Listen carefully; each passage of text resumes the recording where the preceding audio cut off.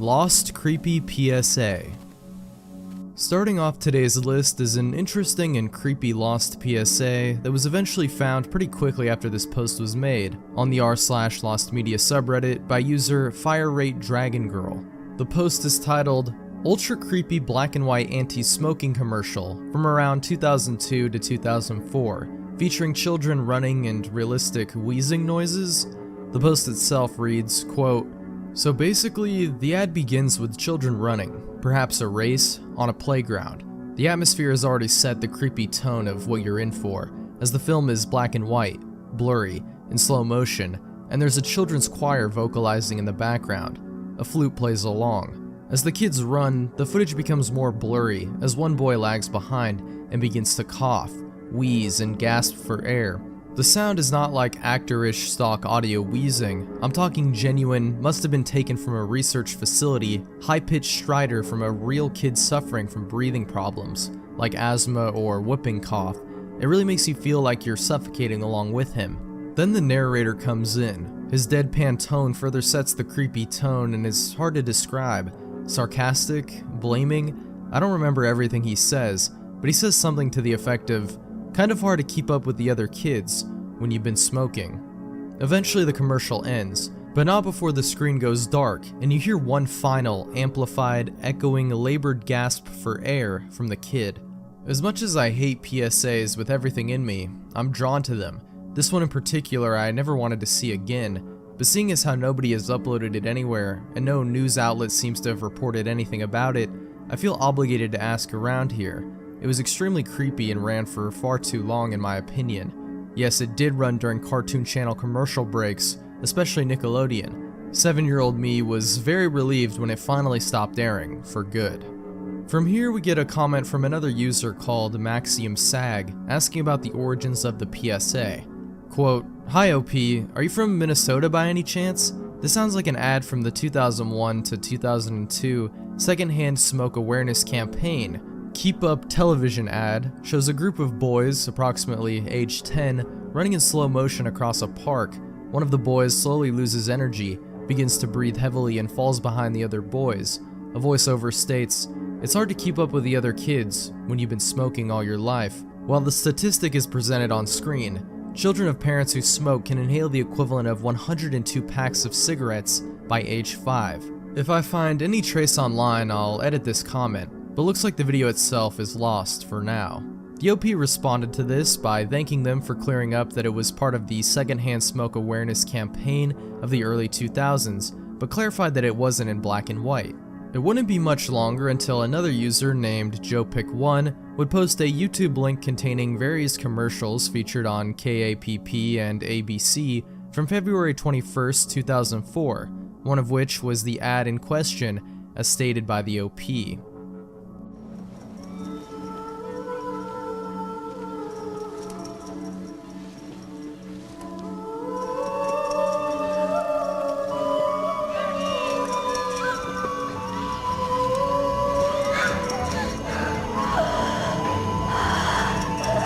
It's hard to keep up with the other kids when you've been smoking all your life.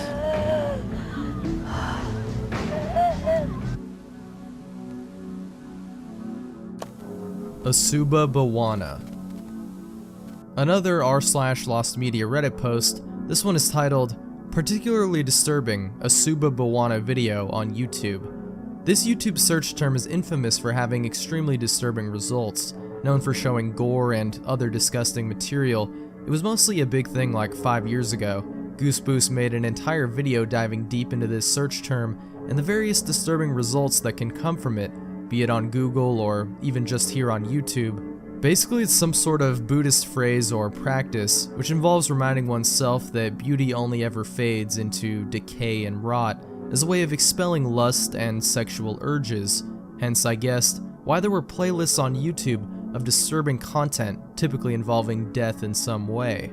Back to the Reddit post though, it describes a few videos they encountered under this disturbing search term.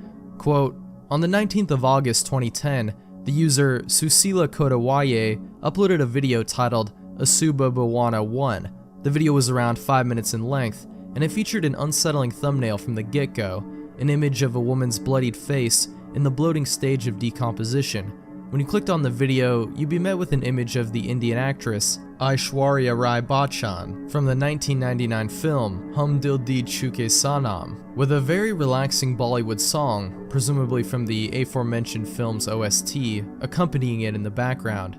This image would then slowly morph into various different images of lifeless human faces in various stages of decomposition, eventually ending with the image of a skeleton. The video was re-uploaded years later, on the 17th of July 2014, by the user Tissa Disanayaka, with the slightly different title of Asuba Bawana 2, and it gained a relatively higher view count than the original 2010 upload by Susila Kodawaye. Both of these videos remained on YouTube until circa 2020, when they were both taken down for violating the site's policies regarding graphic and violent content. As far as I know, a complete re-upload of this video does not seem to exist anywhere. It's not even on the Internet Archive or any similar media preserving site. This user in question referenced in this post, Susila Kodawaye, has many uploads seemingly related to Buddhism. Most seem like nothing out of the ordinary, with the reuse of thumbnails multiple times on different uploads, but 3 videos do stand out, especially this one, which looks to contain some kind of blood or gore, although it's kind of hard to make out from just the thumbnail. But once you actually start the video, the thumbnail becomes no secret, immediately showing you the mutilated remains of a cow, as well as the inside of a slaughterhouse, which I definitely can't show you here. However, the video described in the post has since been removed, as I couldn't find a video under that title which showed real human gore, thankfully. However, there was this Asuba Bawana 2 video, which doesn't contain any gore or anything really disturbing, instead showing the development of a fetus into a baby. On the other channel discussed in the post, Tissa Disanayaka, most of the Asuba Bawana content has likely been deleted, including the one referenced by the OP. However, one does remain, which shows various skin ailments and infections alongside some kind of Buddhist chant. Thankfully, I didn't have to subject myself to personally witnessing any gore in these videos, as most have been scrubbed from YouTube, although this wasn't the case many years ago, as clearly this search term has gained quite a bit of notoriety. That being said, you can probably still find some disturbing content under this term, Asuba Bawana, if you look hard enough, which I'll take a hard pass on personally, but feel free to look into it at your own discretion. Just don't say I didn't warn you. 666 Tubbo Rub. Here is a really interesting rabbit hole, again coming from the r/Internet Mysteries Reddit, from the user Marshall Marsman, under the post titled, My Terrifying Rabbit Hole of 666 Tubbo Rub and the International Corporation of Lost Structures. The post details the OP's encounter with a rather strange product that their mother gave them after experiencing intense itchiness on their hands. It is described as a vapor rub knockoff, some sort of topical ointment called Tubbo Rub, which, strangely enough, also had 666 printed on both the packaging and the case itself, which piqued the curiosity of the user and prompted an investigation into this brand. Looking up the product didn't prompt many results at all. However, by reverse image searching the only image of it that they could find online, they stumbled onto a strange page. This website, called SuzanneTraster.net, has a bizarre article said to be a part of the International Department of Local Aesthetics. The article is titled, The Satanic Packaging and Advertising Initiative, SPAI. It talks about a project under the branch of a group known by the acronym ICOLS, or ICOLS. Quote, the project was initially conceived by the Department of Global Disenchantment, and it used as its starting point a curious geographical fault line that runs up through Mexico through Arizona and then ends up in Dick Cheney's hometown. Dick Cheney, as you know, is also being investigated for some of his operations from when he was with Halliburton. Okay, so now this is the fault line. It's Route 666. The article further describes this elaborate 666 conspiracy.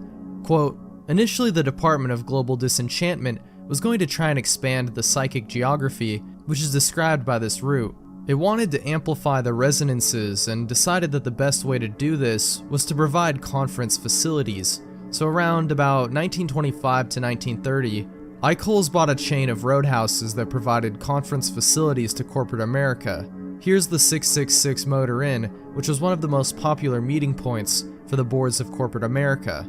Now, this was fine as far as it went, but it was only affecting a minute part of the population, and that's really for serious icolic malfeasance to be generated. A new initiative was needed, and I think that my department, in which I am night manager, can take some credit for this, even though we were using technology that had been developed by the Department of Global Nostalgia.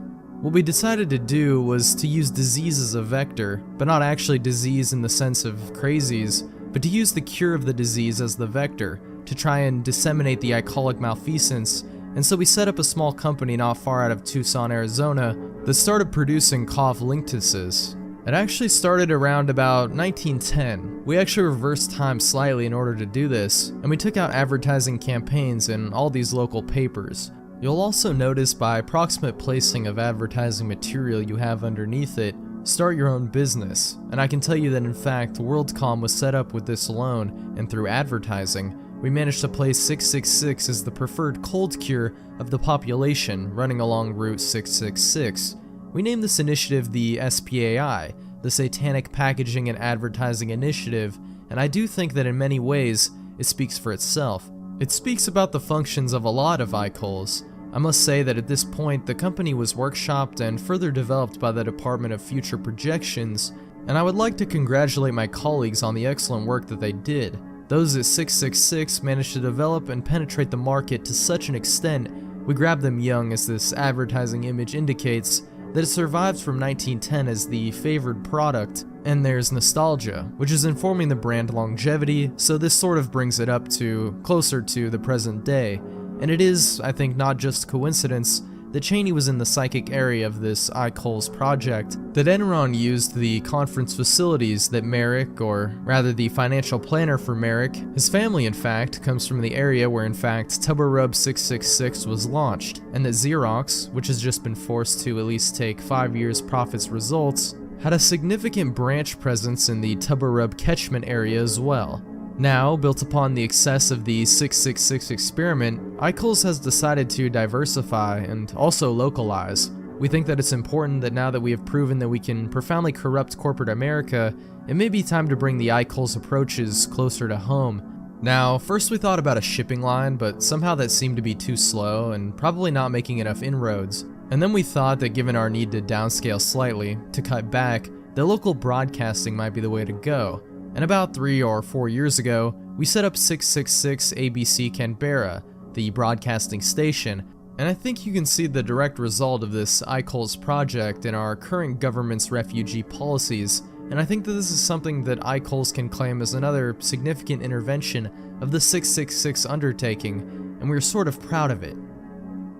Yeah, this is quite the rabbit hole as you can see, but obviously once you read this page, it's clear to see this is some kind of ARG, especially when you look further into the website as well as this Reddit post. The website belongs to a British artist named Suzanne Treister and contains her entire catalog of works and art projects, including public pieces and individual works, such as other interesting internet hoaxes, such as fictional video game stills from Amiga games, created in 1991 and 1992. Her bio describes her as having attended both St. Martin's School of Art as well as Chelsea School of Art and Design, both in London, and being a pioneer of the digital new media, an internet-based field of art starting back in the early 90s, creating virtual worlds and pieces of media with eccentric narratives and unconventional works through different mediums like the internet and other interactive technologies. Quote, her projects comprise fantastic reinterpretations of given taxonomies and histories that examine the existence of covert forces at work in the world. An ongoing focus of her work is the relationship between new technologies, society, alternative belief systems, and the potential futures of humanity. Digging a little more into the site, you can find an explanation behind the iCoals organization of artists that this entire story is based around, the International Corporation of Lost Structures. The page reads, quote, "The International Corporation of Lost Structures, iCoals, was founded in November 2000 by Suzanne Treister, joined shortly afterwards by Brania Iwanzak as co-director. iCoals is an artist-driven, international cross-cultural collaborative organization whose growing number of members/contributors include artists, writers, filmmakers, scientists, poets, anthropologists, theorists, activists, art historians, and practitioners from various other disciplines. iCols has a central website, www.icols.org, where projects and activities are archived. iCols occupies an imaginary ninth-dimensional architectural space throughout which individual members' offices are located. iCols' physical manifestations and live events include launches, publications, installations, site-specific projects and interventions, workshops, and other activities. iCols is intended to be a creative international space which utilizes as a structural device the dominant contemporary model of the corporate structure. Within this structure, the department's titles, Department of Global Disenchantment, Department of Revolutionary Nostalgia, Department of Future Projections, Local Unit of Missing Links, Department of Global Nostalgia, International Department of Local Aesthetics, Department of Dislocated Memory, create context for analyses of history, the present day, and projections for the future. iCols' objectives are that through collaboration and members' involvement in their own explorative developing projects, the iCols model will become a fascinating conceptual and sometimes also humorous and beautiful investigation into and commentary upon our current positions in relation to history, culture, nostalgia, communications, and biotechnologies, global capitalism, aesthetics, ethics, belief systems, and revolution. It's a lot to chew on, I know. And in case you're wondering, I tried to check out the icols.org website, but it wouldn't load. There are some Wayback Machine archives, but it seems most of the important stuff related to this organization is archived on Suzanne Treister's website. So honestly, we're just left with more questions than answers here, especially when you look at the iCols News Events page, which lists multiple in-person meetings from the early 2000s, occasionally with pictures of members, as well as some emails between members that are seemingly nonsensical as far as I could tell. But that still doesn't really explain the medicine portion of it, as it clearly was a real over-the-counter product which the OP had used, and that's because it was actually a real product, and likely something that the artist latched onto, as a way of making an interesting and strange backstory behind it, which is of course not actually real. One commenter on the post describes the 666 label as a part of the Monticello Drug Company, which they used to sell cold medicines and cough syrups. The company was founded in Jacksonville, Florida, and this medicine would actually be archived in the AmericanHistory.edu website, which showcases a 666 cold preparation drug created in 1947. It's kind of unclear why 666 was chosen as the label name, but yeah, it was definitely a real thing. Although the original building that manufactured the products, which also had the infamous 666 logo, was eventually razed in the 80s. So what it seems like this is just an old brand of medicine that happened to have the name 666 for whatever reason attached to it, which gave a few artists, including Suzanne Treister, the idea to come up with an interesting and elaborate fake conspiracy theory surrounding the drug as part of an alternate reality narrative, a lot of which is archived on her site. Woke up to a black glove in the foyer. Quote, I woke up to a black glove in my foyer. I woke up and went to turn on the lights. I found a black latex glove on the floor. I've never purchased latex gloves in my life. This is also a brand new apartment. However, the maintenance man uses black gloves. I'm concerned that he may have entered my apartment while I was asleep. He has a master key. Nothing is missing. What do you all think? Almost immediately, this post shot up to the top of r/weird, getting over 37k upvotes and 6,000 comments. The OP included another picture showing the hallway leading up to their apartment. They also responded to people suggesting that they change the locks, which wouldn't work because they have a digital key fob, which really makes you wonder, how could someone get in? What were they doing there, and why leave the glove? I mean, it seems like it was placed there on purpose, just out in the open there. The OP claims they couldn't have dragged it in by accident, saying that they were home all day yesterday, which makes you wonder, why didn't they hear anyone if someone was there? Unless it was while they were asleep. People started suggesting that they buy a security camera just in case, and another person even furthered the maintenance man theory, saying, quote, do you live in an apartment complex? Several years ago when I lived in one, we had a maintenance man who was doing things like this. He stole one of my bras, left a Bic lighter in my hallway, and an earring in my bathroom sink. He laid in another tenant's bed, and walked into another tenant's apartment while she was showering. Obviously he was a creep, but he was never caught. and our property manager refused to do anything about it. He was later fired, I think. In any case, f*** you, Barry. It is a truly chilling thing to think about. The idea that a stranger was in your home, especially when you might have been there too, and you would have had no clue had they not left behind this conspicuous piece of evidence, almost tauntingly.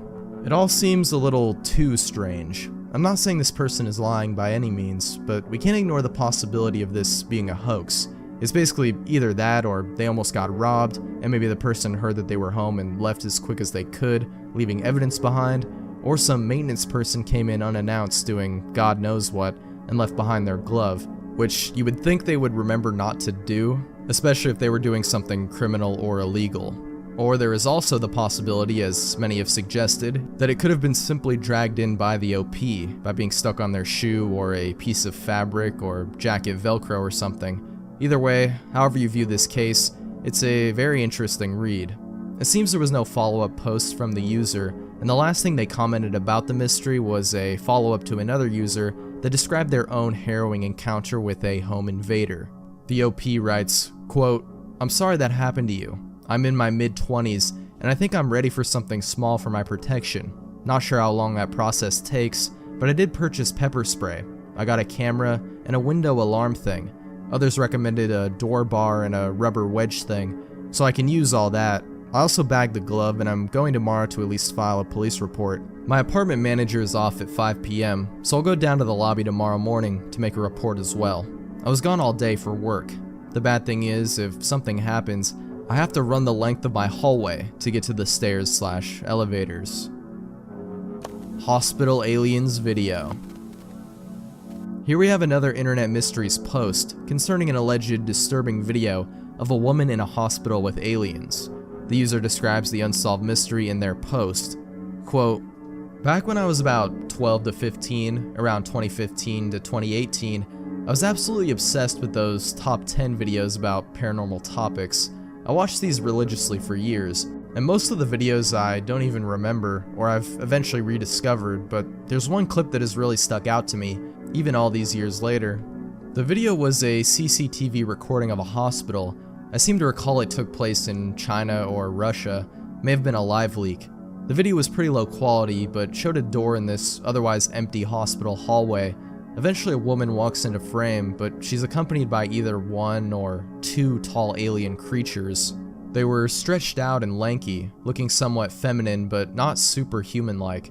I remember them towering over the woman, being at least twice her size.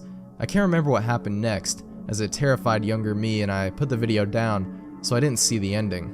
I'm fairly positive that the video was from a Top 15s or Chills compilation, as these were channels I watched the most. It could have been from another channel, but I think that's less likely. Since these channels that compile these videos are from other channels, they were obviously not the source of the video originally. It's pretty difficult to look through old videos of Chills due to the sheer amount of content he used to pump out. Believe me, I've tried multiple times. If anyone knows the video I'm talking about, please let me know, as I'd like to finally relive this disturbing little bit of my childhood and have closure. Unfortunately, the comments on this post don't exactly give any additional insight as to where the video came from. One user suggests that the OP could contact Chills directly via his email, which they say is worth a shot, although they never followed up on this post, while another user chimes in saying that videos like these could have been deleted over the years due to changes in YouTube's guidelines. While another user says that a similar video was posted to one of the alien subreddits, either r/UFO or r/alien, about a month before this post, although they aren't able to actually find the post in question, but they do claim that they also saw the video and confirm its creepiness. But there really isn't much else to go on with this lost, strange alien video, as it, for now, remains unsolved. 2006 Volleyball Incident Image Origins. And for the last entry for this episode, we have a pretty well-known case with mysterious origins. The 2006 volleyball incident is an internet urban legend and hoax regarding a shooting that was said to have occurred at a high school volleyball game in Nebraska or South Dakota, in which upwards of 17 people were killed. The reason it doesn't appear in any news coverage and remains obscure is because, according to the legend, the incident was mysteriously covered up by the government for unknown reasons. This rumor started on 4chan, like most internet urban legends do, back in a post by an anonymous user in April of 2017 on a conspiracy theory discussion where they made a conspiracy chart, including many well-known and some more obscure conspiracies, and among them was the first ever mention of the 2006 volleyball incident. The background behind the story about it being a mass shooting event at a volleyball game in South Dakota or Nebraska that killed 17 to 24 people was provided by the OP when users further inquired about the event. However, at this point, with no documentation to support its existence, it's clear it's a hoax and has been debunked quite a few times. But the mystery actually comes from these images associated with the rumor and their origins. These images showing a high school volleyball game with a date code of September 27, 2006, as well as another allegedly of body bags inside the gym, are no doubt fake, but where did they come from? The first image is likely from a video taken of a volleyball game at Utica High School, thanks to the diligence of a Reddit commenter who noticed the similarities. Likely there are just a bunch of filters put over the image to make it seem like a VHS recording, which, like Scare Theater points out, wouldn't make a lot of sense in the year of 2006. I mean, this wasn't the dinosaur age or anything, we had actual digital cameras. And the rest of the images are pretty easily debunked by Scare Theater in his video on the topic, including these supposed body bags, which are likely just gym bags or something similar. However, it's still unclear who made these images, and exactly how, where they got the pictures from to start with, etc.